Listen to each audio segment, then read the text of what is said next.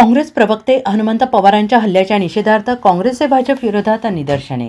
काँग्रेस प्रवक्ते हनुमंत पवार यांच्यावर झालेल्या हल्ल्याच्या निषेधार्थ सांगलीमध्ये काँग्रेसच्या वतीनं आंदोलन करण्यात आलं आहे. काँग्रेस कमिटी कार्यालयासमोर शहर जिल्हाध्यक्ष राजेश नाईक यांच्या नेतृत्वाखाली भाजपच्या विरोधात निदर्शने करीत हनुमंत पवार यांच्यावरील हल्ल्याचा निषेध नोंदवण्यात आला आहे. यावेळी भाजपच्या विरोधात घोषणाबाजी करत हल्ला करणाऱ्या भाजप कार्यकर्त्यांना अटक करावी अशी मागणी करण्यात आली आहे.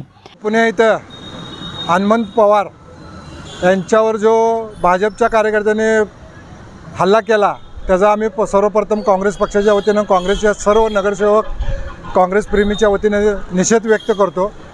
खरं म्हणजे वैचारिक पातळी सोडून वैचारिक विचाराला विचार न करता अन्याय बोललेलं सहन न झाल्यामुळं हे मानसिकतेतून तिने हल्ला केलेला आहे. त्याचा आम्ही निषेध करतो आणि त्या ज्या गुंडांनी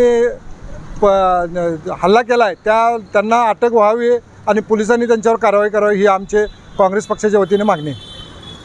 bureau report SBN Marathi Sangli.